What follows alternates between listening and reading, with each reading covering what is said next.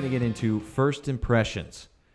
John Welborn was kind enough to drop some knowledge on Nate Dogg and I during training about first impressions, and there are some one-liner gems in there that would make John Wooden jealous. Yeah, my dad was, as you know, my dad passed away 3 years ago on February 28th, and not only was my dad, super smart, just really impactful in my life. If you guys have listened to the podcast at all, you've heard me mention him, but he was always good for dropping little bits of knowledge, but never in like a positive, constructive way. There was never like, hey, here's something for a learning opportunity. I'm going to give you some advice. It's going to help you in life. It was always done very backhanded and almost kind of mean-spirited. And I told him a story once. I remember it was after I retired from the NFL, we were getting to go to an event, and I had slimmed down a bunch. I didn't have to be 300 plus pounds, and I threw this suit on, and it was way too big. And I was like kind of freaking out a little bit. And I'm like, Dad, what do you think? You think I could wear it? And he's like, it's better to not show up than show up in an ill-fitting suit and have people remember you that you look like an idiot. And I was like, okay, I guess I'm either not going or I'm going to find something else to wear. And just growing up when we were kids, my dad was a criminal defense attorney, and we always went to a lot of events. I remember even as a young kid, he's like, hey, you don't want people to think you're stupid. So go over, look somebody in the eye, shake somebody's hand. And I remember I shook my dad's hand as a little kid and was like, make sure you look people in the eye and, say your name and repeat their name. Like, nice to meet you, John Welborn. What was your name? And then they say it, then you say it back to them. That way you say your name, you hear them say you, because he's like, if you don't, you're going to forget their name. And if you don't say your name, they're going to forget it. And then it's going to be a lost interaction. So look them in the eye and they'll remember you. And so having a firm handshake, looking somebody in the eye, introducing yourself, there was a lot of things on that idea of first impressions. And I remember years later kind of asking him about it. And he's like, a lot of that stuff is for you, but a lot of it is reflective on your parents. And he goes, you'll see as you get older when you'll meet kids that are, understand, shaking your hand, looking in the eye, manners, know how to hold a conversation. All you're going to think of is, oh, their parents did a good job. These kids were raised well. And, before I had kids, there was no way for me to understand that. But now, now that I have kids and, we go to kid parties and you meet parents and you'll meet the kid, you meet the parents, and you're like, oh, this kind of makes a lot of sense now. But I think that part, and I even tell my own kids, I'm like, you have to remember good manners and making a good impression and treating people well and being helpful and all these things reflect upon you, but ultimately reflect upon us as a parent. Because if you go out and act like an asshole, all they're going to think is that that your parents did a poor job of raising you, and that's not the case. Do you fear now the internet is setting back from the value of that first impression? Well, what I'm amazed by, or the skill of a first impression. Man, I don't know if the first impression on the internet is as valuable, because think about how many people we've met virtually, right, through through podcasts and whatever. Even people we've had interacted with through Zoom and like this podcast, and then we've met them in person and had such a rich experience. Mm-hmm. The experiences I've had, let's talk about Derek Woodsky or Bert Soren or Matt Vincent or any of the guys. I met these guys through different mediums, and then as we sat in person, then you realize that connection. So I think that there is a lack of connection through the internet and also through these situations. It's for the same reason that Joe Rogan does all of his podcasts in person.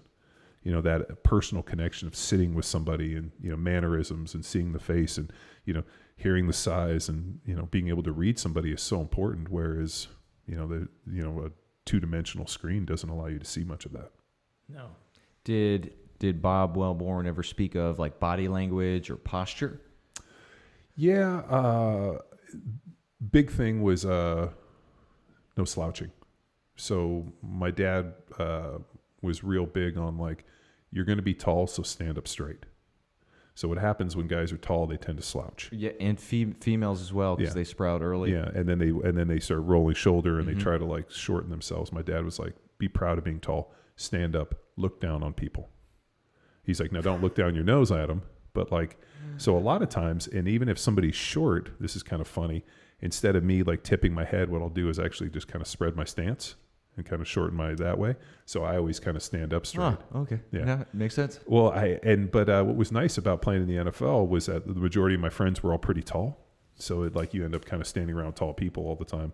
But I know I've been around a lot of tall people and they tend to slouch. So having good posture was always important. When I was a kid, I remember I had to be 5, 6, 7 years old.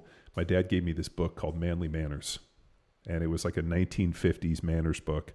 And I had to read this stupid book about this kid. And he like goes through all this stuff. And it was just kind of impactful. And I was like, Dad, is this stuff still applicable? And I remember having a conversation with him years later. And he's like, it's more applicable today than it was then, because parents were so much more engaged with their children. And I was like, I don't buy that. And wow. He was like, well, I mean, I found it on Amazon, John. Oh, did you? What year did it come out? 1940, January 1st, 1940. So Ruth Crowther. Yeah. And when I say Amazon, it's only antiques are for sale. Yeah, so no, it's big money. Yeah, it's an old book, man, and I remember having to read that. But it's the same stuff I tell my kids. But I have daughters, and I have a son. But for my kids, and it's different. Like I grew up with 3 boys, so I think that maybe there was a certain, I don't know, maybe the time, but a little bit more gruff, a little more coarse. Whereas I think with my daughters, like there's a big thing. Like I talk about, like, if somebody like being helpful, helping your mom. Like yesterday, I've been teaching my daughter to cook. So she starts with the vegetables. So I cooked, we did ribs, and I did some pork chops for them.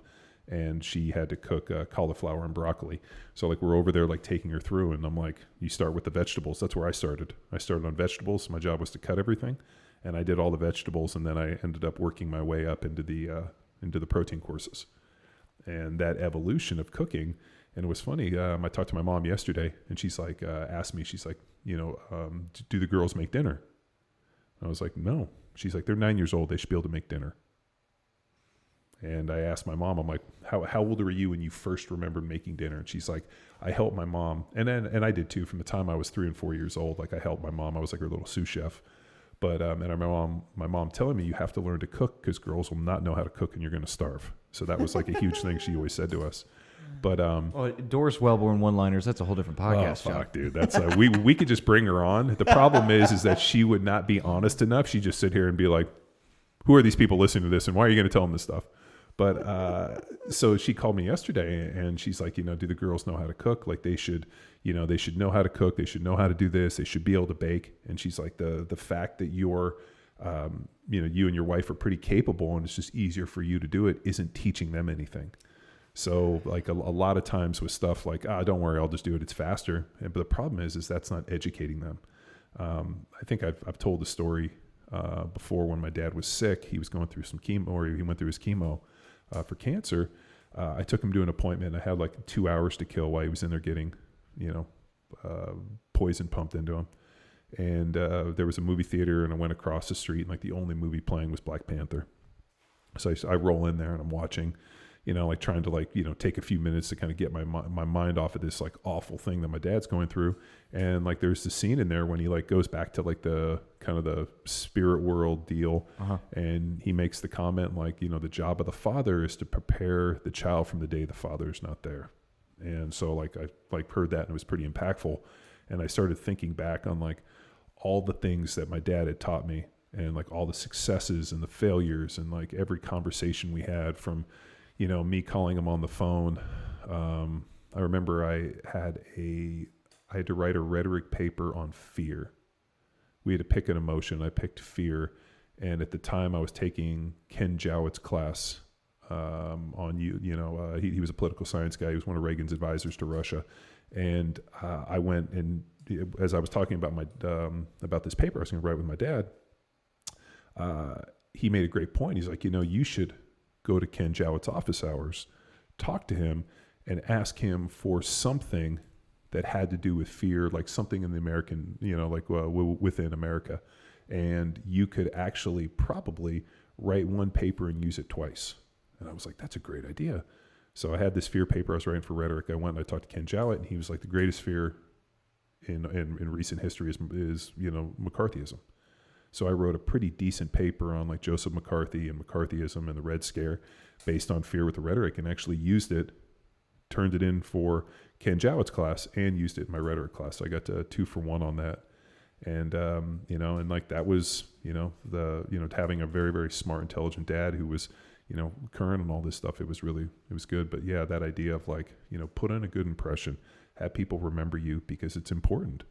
And sure enough, he was, not only very receptive or, like receptive to it, but like that was a good impression. So, no, my dad was always very good on like coaching us for, not only how to be a man, but, how to interact with people, like how to tie a tie, how to dress well.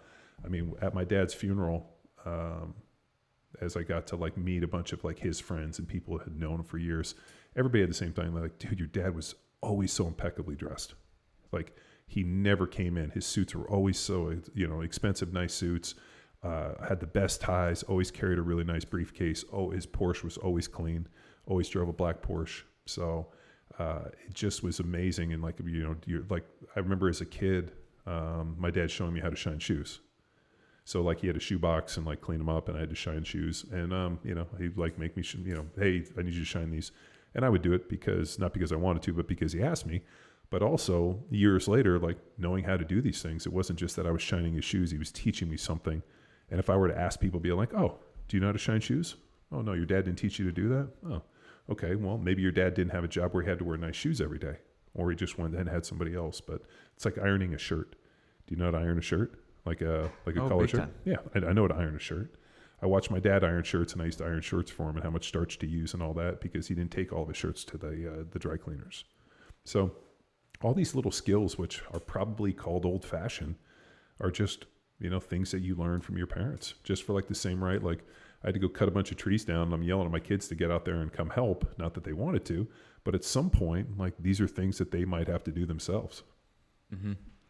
And because imagine going into a courtroom and like posturing up and owning that room.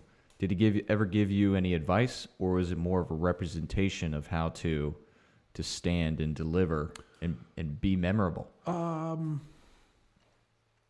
I think part of that is dressing well. Like, don't dress like an asshole, which is something he used to tell me all the time. He used to get pissed at me when we would travel, and he's like, "What? You have money. Why aren't you going and getting nice suits made?" And I was like, Dad, I'm sitting on an airplane. Like the only time we wear the suit is like walking in. He's like, yeah, but think about how many times you see somebody get off the bus and they walk into the stadium. And he's like, for that, 2 or 3 seconds when you see people wearing these outfits, he's like, it's impactful. And so I think like maybe part of my rebellion was